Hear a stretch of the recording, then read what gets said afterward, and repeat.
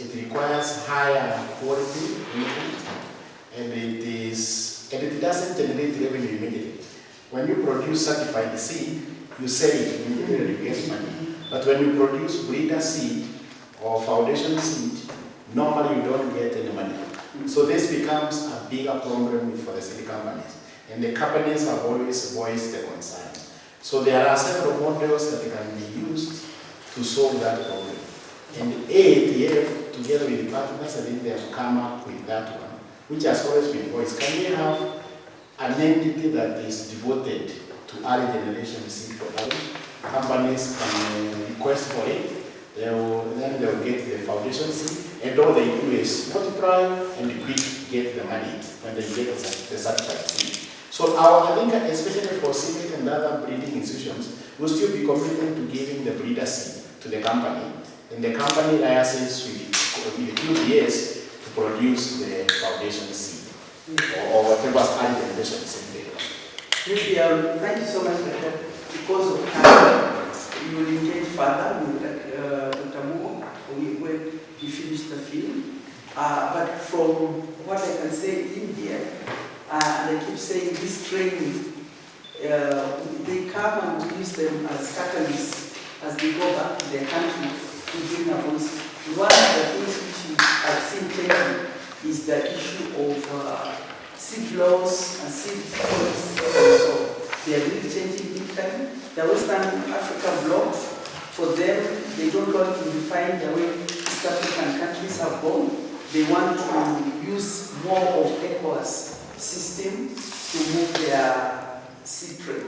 Now, Ghana, with what we are discussing, Ghana has been able, it's one country I can speak for, their government has allowed them to register seed companies which are purely under foundation seed. And I have the president there is one, their company they converted and they moved and I visited them. They have actually established facilities for that. Some heritage, where is heritage? Haruna, you are doing both. You have certified as well as the other. The only thing I understood from their system is what if you're going to do both, you still have to have a different business entity, either subsidiary of one, but you have to have a separate. So there are some changes starting to make. I think I identified you are about 4 or 5 of you who are doing that. So I think we can engage directly so that I'm still inviting you to come to the field, in other words, if you want more engagement. Okay. So that you allow what she has gone through, Dr. Zube, preparing, and we cancel. I think we have cancelled this training, has been postponed 3 times. Lucky enough, she was, it's good sometimes to go to school. She had planted in relay that if this one fails, there's another. So she'll feel very disappointed when the people who want to come and do are here. So I want to appreciate you. Thank you. Donald, I think we have interacted. Yes. Now when I sit here is when I say you're not a stranger in the house. We have interacted and we hope to work together and see how we move this forward. Dr. Bugero, thank you for coming. We'll be talking to you. We are still here. Yep.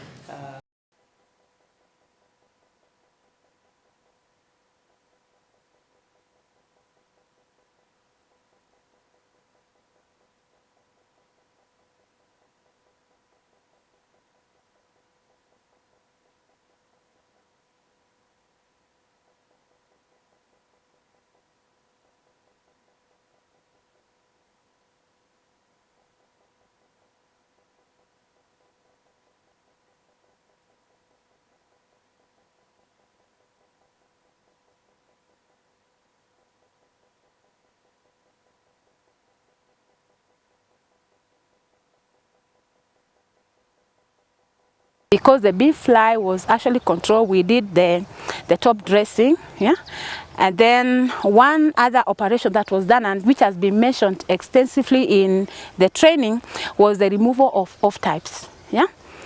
This kind of variety is determinator, Yeah. So one thing is to exclude and to remove everything that does not look like that particular variety. And in your training, you'll be told that the one of the important things to do when you're producing seed is you have to keep monitoring, you have to do roguing, yeah? And you remove out any off type, something which is bound to interfere with your seed production and give you off types. Yeah, it will give you the wrong variety. If you just bulk all this seed, it means that if you have off types and something which is not from the same variety, you're going to have the wrong type of seed. You're going to give the farmers the wrong seed, and the farmers are not going to get the yield that they are actually expected. And then the other thing is we have somebody who is supposed to demonstrate on how to actually do a crossing for beans, who is involved in pulses. Anyone in legume breeding, legume seed production? You have, yeah. So we have someone who is just demonstrating on how can you go about crossing, because this is field. How do you cross the bean crops? So that we don't, when we move from here, we just go to the next crop and finish up. We don't need to come back and demonstrate the crossing and so forth. Good afternoon. Good afternoon. Yes, now to cross beans, you basically need to have two plants. You have the female plant and the male plant. The female plant must have more of the positive attributes that you are looking for than the male plant, because it is not easy to transfer so many traits from one plant to the next, but it's easier to transfer a few traits. Now, for you to be able to transfer successfully, you need mature pollen. So you need to plant your male plants first. After a week or two, you plant the ones you intend to use as your female plants. The ones that will receive the pollen, we'll call them the female plants, and the ones that will be the source of the pollen are the male plants. Then, since beans are about 95% self-pollinating, you will need to try as much as you can to get rid of the male parts of the bean flower as early as possible before they self-pollinate. And this is possible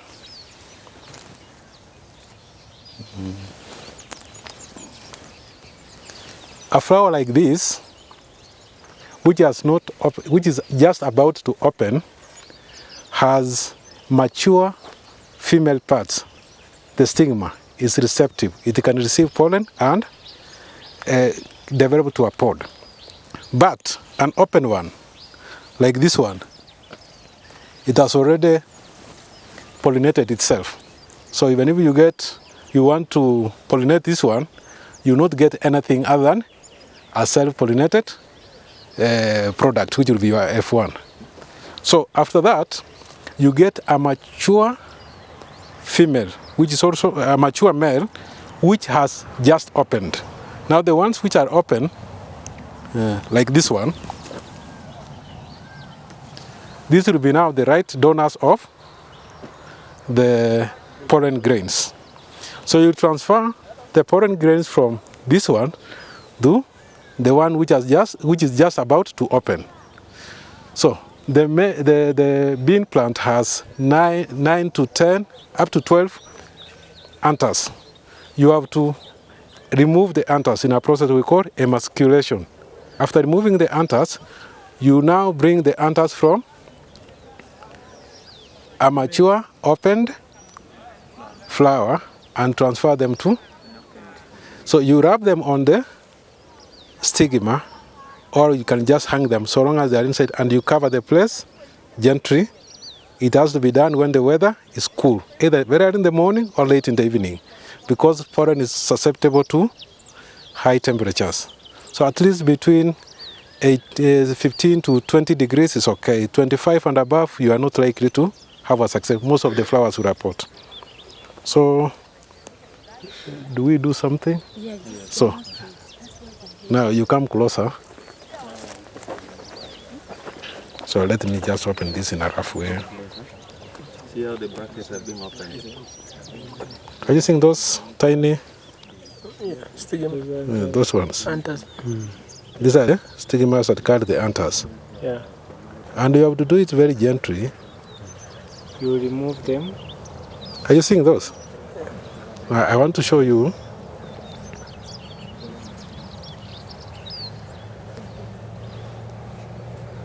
Are you seeing those ones?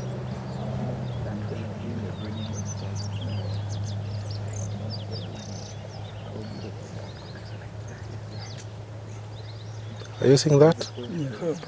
Now, the white part. Are you seeing that white part coming out? Yes.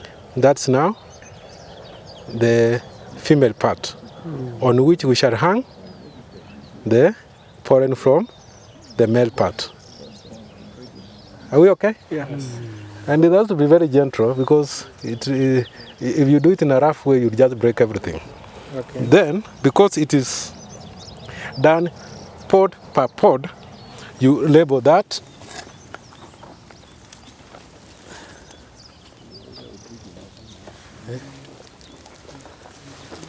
Hebu nifungulie hii. Nifungulie hiyo nitaweka moja. Ama nikuvuta. Yes. Now on this label you have to write the description of what you have used. Now it will be the male first, then the female. So if plant A was the male, you write A by, that's, you do the multiplication sign, then B, the female. And you use a pencil, because a pencil can stay longer. And when weather changes come, like rain and everything will be washed out if you use a ball pen. But a pencil can stay longer. Then you come to, assuming our flowers are intact on the plant, you come to the plant,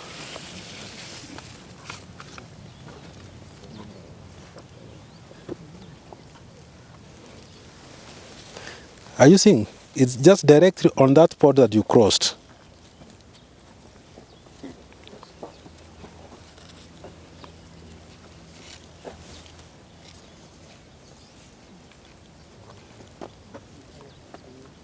You tie tightly, but not breaking you ensure you don't squeeze the stalk that attaches the pod to the main stem. So after this, you will be required to continue checking for the survival. If you do 20, your survival rate, you might get 6. So it is a delicate exercise for you to get that successful crossing. Do you have a question up to there? Yeah, I have a question. Yes. Okay, like if I just did to one flower, does it circulate in all the plant? No, a single cross gives you a single pod that will be having as many seeds as that pod can carry. If the pod is going to carry 5 seeds, you will only get 5 seeds, which are fertilized by the new pollen you brought, not the entire plant. Okay. Yeah. So the other one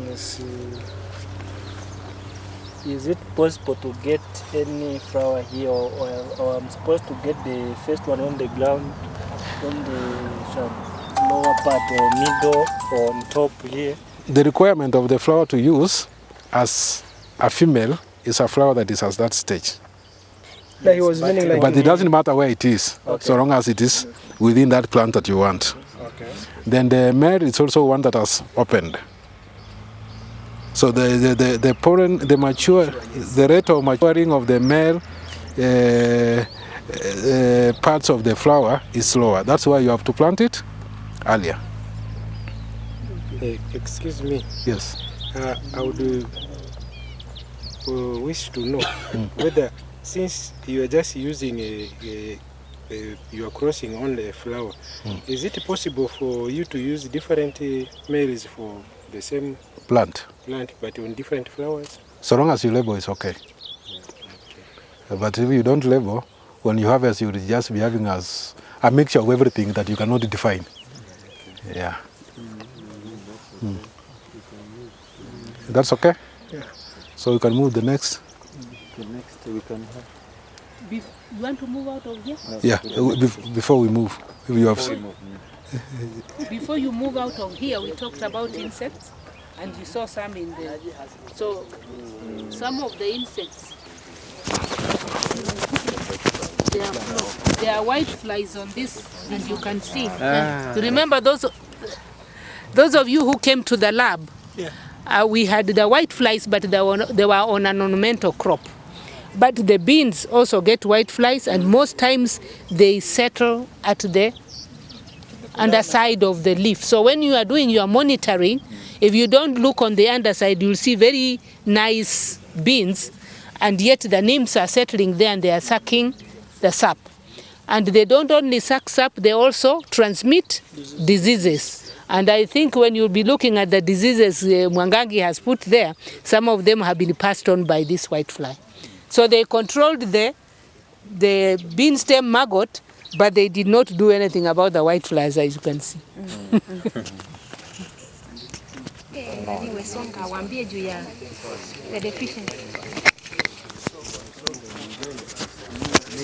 Okay, this maize variety is AC Duma, which is bred by Sidco. It was planted on 10th of April this year.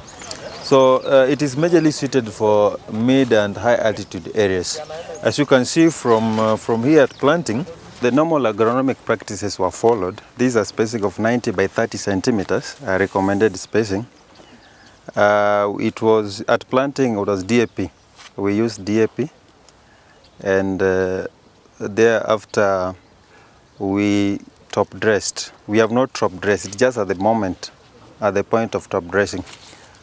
So one of the things we wanted you people to appreciate is some of the nutritional deficiencies. If you observe the plants, especially the tillers, if you look at this, you are able to see there's purplish coloration, right? Yeah. Even at the end, that shows the plant is lacking nitrogen, right? So it really tells you that at this point you should have top dressed with the CAN. And then for breeding purposes, it is recommended that you leave in each. There should be only one tiller, one plant per hole. So when you are coming to do your crossing like this, you should be able to remove these excess tillers and only leave one plant standing.